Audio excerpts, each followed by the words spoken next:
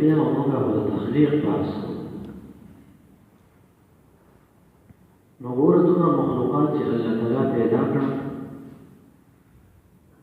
او څومره مخلوقات دي او کوم قسمه مخلوقات دي نو په هغې کې چا دې ویل نه دي چې زه یو مخلوق پیدا کړو سوا د انسان چې الله تعالی پیدا کړو نو ملائکو ته وویل چې دا خلیفه پیدا کړو په دې کې د انسان عظمت ته اشاره دا انسان په ټولو مخلوقاتو کې ډېر عظیم دی او اشرف المخلوقات دی نو الله تعالی سورة بقرة کې راځي چې ملائکو ته خبر ورکړو وإذ قال ربك للملائكة إني جاعل في الأرض خليفة او دا مشوره نه وه چې الله تعالی دا ملائکو سره مشوره نه کوله بلکې د مخکې نه ورته اطلاع کوله چې دا خلک خبر شي چې د لوی شان والا مخلوق را روان دی چې دا د الله تعالی د خلق ډېر لوی کمال دی په انسان کې بله وجه دا ده چې په انسان کې عالم مادم راجمع شوی دی مادم پکې شته عالم الخلق هم پکې شته او عالم الامر پکې هم شته روح پکې الله تعالی ورکړی دی او د مادې نه جوړ کړی نو په دې وجه الله تعالی ملایکو ته خبر ورکړو چې دا لوی مخلوق دی او تاسو به انتظار کې اوسئ هغه خلک وایي لکه فلانی را روان دی فلانی سړی به راځي جلسې نو هغه خلک په انتظار کې شي یا غټ سړی را روان دی او دا به اوس کله راځي نو الله تعالی ملایکو ته دغه شانې خبر ورکړو د خلق په باره کې د آدم علیه السلام د خلق په باره کې په البدایه والنهایه اول جلد کې امام ابن کثیر نقل کړی د امام احمد بن حنبل چې الله تعالی نبی علیه السلام وایي چې ان الله خلق آدم من قبضة قبضها من جميع الأرض الله تعالی د آدم علیه السلام پیدا کړی دی د یو موټی خاورې چې راغستې وه دا د ټولې ځمکې نه دا یو موټی خاوره چې راواغسته نو د یو ځای نه نه وه د مختلفو ځایونو د ځمکې نو فجاء بنو آدم پس راغله بنو آدم سره پکې راغله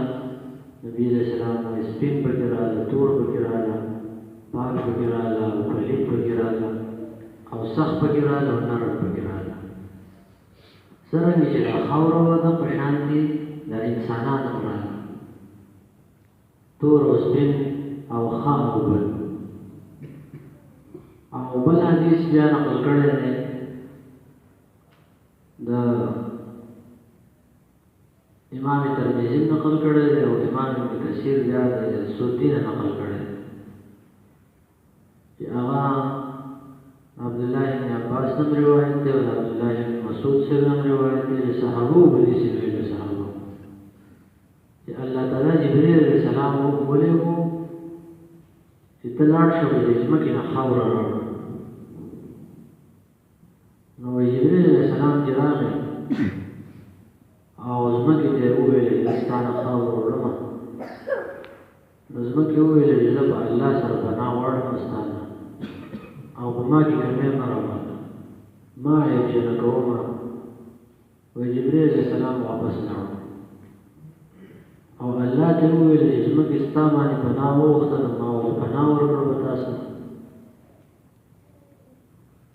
وایي الله تعالی میکائیل علیه السلام ولیږه میکائیل او میکائیل نو د هغه سره دغه شان معامله وشوه په درېیم ځای باندې الله تعالی ملک الموت ولیږه د مرګ فرشته نو ځمکې ورته وویل چې زه پناه غواړم الله سره ستا نه چې ته زما د خاوره کمه کړي او ما عیبجن کړي نو ملک الموت ته ویل د مرګ فرشتي چې زم په الله سره پناه غواړم د دینه چې زه د الله تعالی امر جاري نه کړم الله دې ما ته یو امر کړی چې ستا نه خاوره راوړم او زه دې هسې لاړ شم د الله تعالی حکم دې پوره نه کړم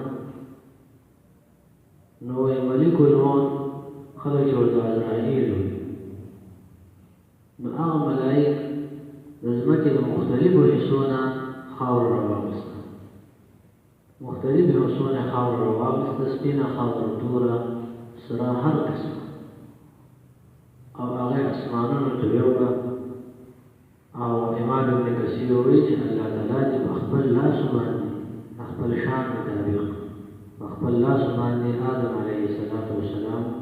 د هغه جسد او ګوډه تیاره کړه دا خاوره چې ور ویوړه شوه نو دا لنده کړه شوه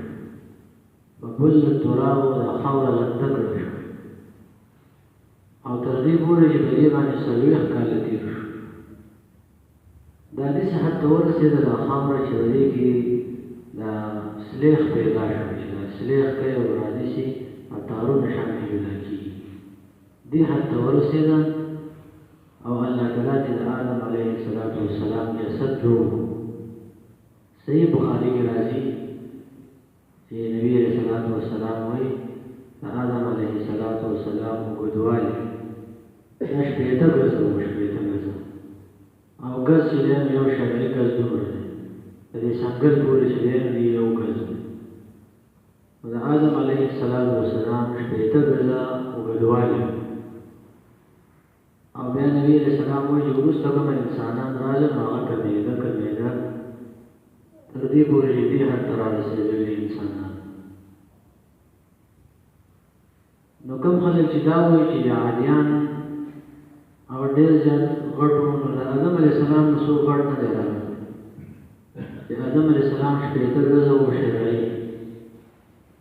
نو د هغه نه څوک غټ نه دی راغلی عادیان که غټ وو نو غټ به وو خو دومره غټ نه وو چې د آدم علیه السلام نه دې غټ شي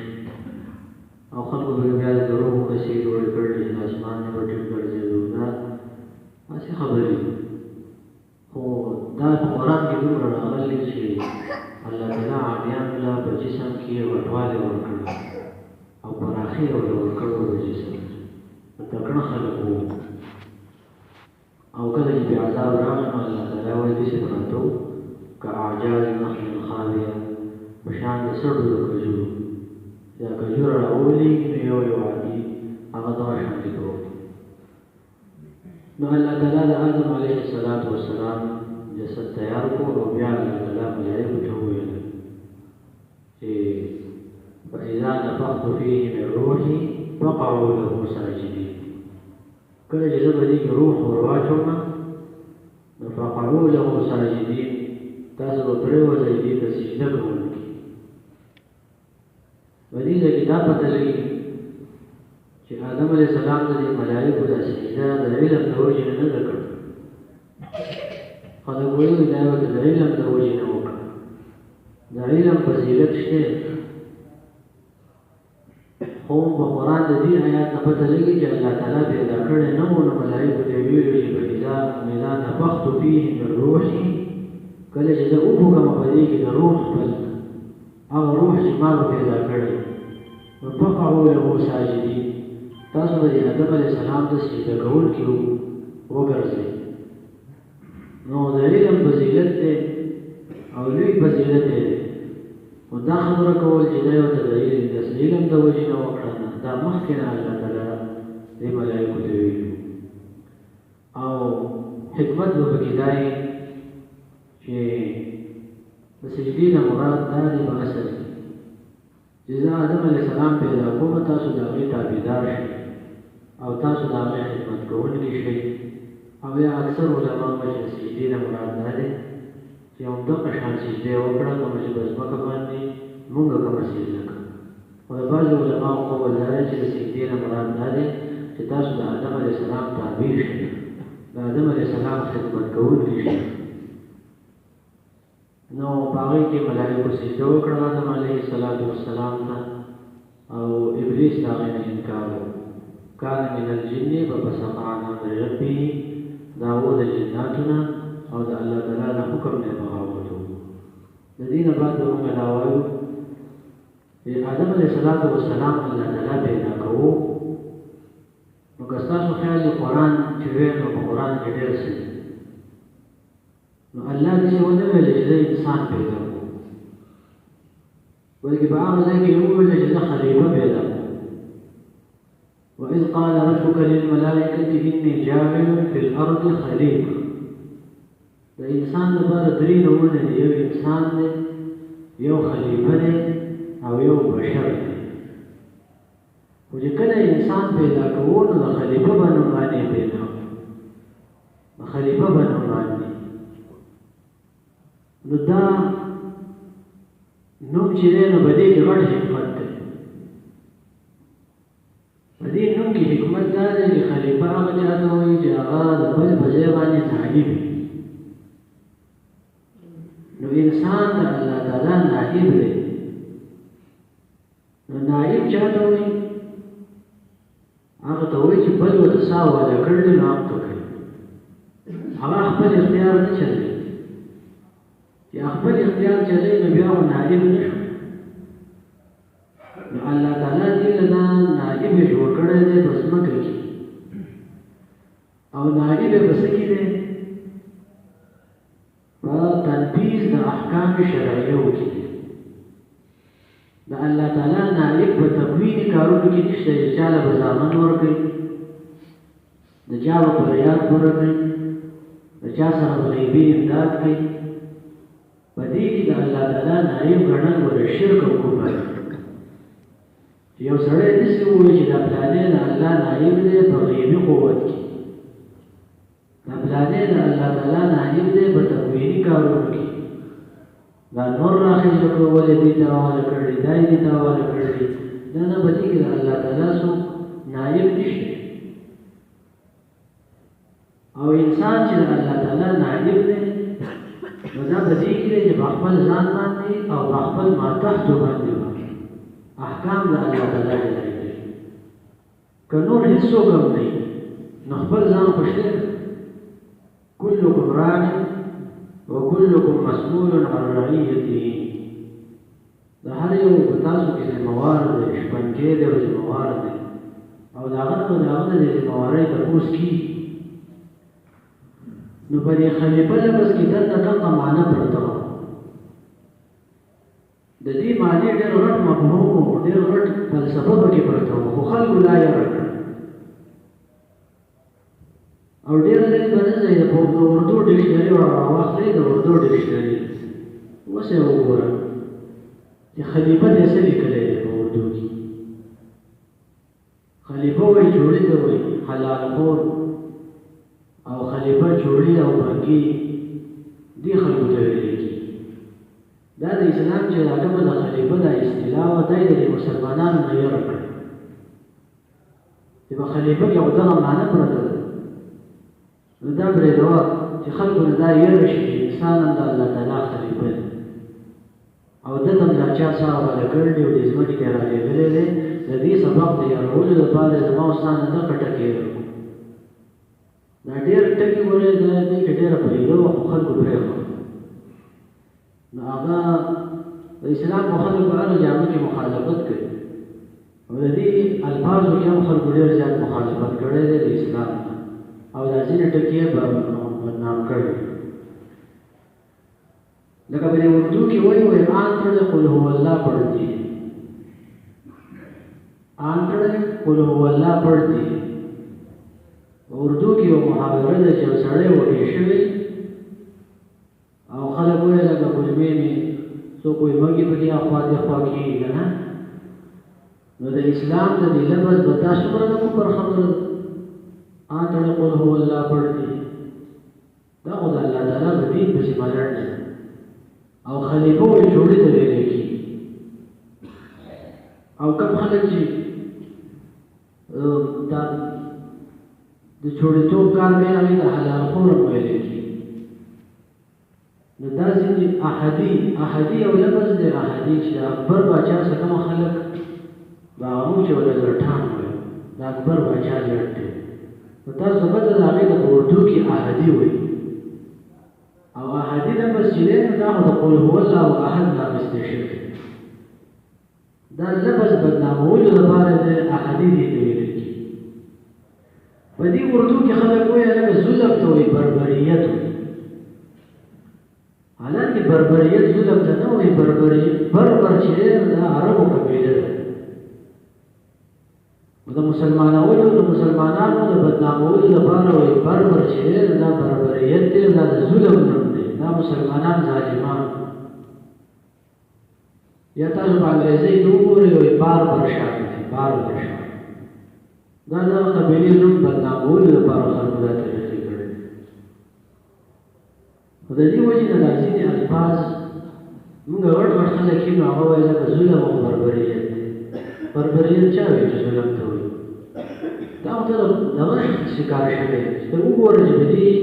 زبانونو کې کومه الفاظ د اسلام د بدنامولو لپاره راغلي نو زما مقصد دا دی چې الله تعالی انسان پیدا کړو نو اولنی نوم یې وله خلیفه او خلیفه دا لفظ به نه یې لکه د اوسه پورې اصطلاح دا وه تاسو چې څوک چا کړی د 2019 دی نو دې ته به یې لیکلی وو د عیسی علیه السلام د ژوند نه چې وروسته کار شوی وي نو هغې ته ایډي ویلی کېږي ایډي پلانی بچي سو ایډي د ایډي معنی دا ده چې انوډومني Dear our Lord د دې معنی دا وه چې هلکه زموږ د خدای او زموږ د آقا د سال نه وروسته دا چل وشو نو دا ایډي لفظ ټیک و خو اوس ایډي خلک نه وایي اوس ایسي وایي ایسي د ایسي معنی دا ده چې after common era دا لفظ یې ځکه بدل کړو چې دا ایډي خلکو ویلو نو په دې کې د پیغمبر تصور ځکه چې ته وایې چې هلکه دا د عیسی علیه السلام کال دی نو خلک به بیا په دې باندې سوچ کوي چې هلکه عیسی علیه السلام خو د الله پیغمبر ښه الله څه ته وایي پیغمبر څه ته ویلی کېږي نو په دې باندې به هر چا سوچ کولی نو اوس خلک ایډي نه وایي اوس خلک ایسي وایي او ایسي ای وایي after common era او before common era د مخکې نه د هغه عیسی علیه السلام لري ولې چې خلک د الله نه او د رسول نه ختم شي او لرې دي شي دا تهذیب داسې دی دا تهذیب په دې باندې روان دی چې دا مخلوق د الله نه کټ شي او د سره د الله تصور نه کوي نو بیا که په دې باندې تاسو سوچ کوئ نو دغې لپس بیا سوچ کوئ چې الله تعالی ولې آدم علیه السلام د خلیفه په نوم باندې پیدا کړو په هغې کې دلته دا سبقونه پراته چې خلیفه نایب ته وایي خلیفه خپل هغه سړي ته وایي چې خپل اختیار نه چلوي د بل چې ورته سا واله کړي نو هغه کوي نو انسان له الله تعالی دغه نوم دا ډېر ښایسته نوم و دا د انسانانو یاد ساتي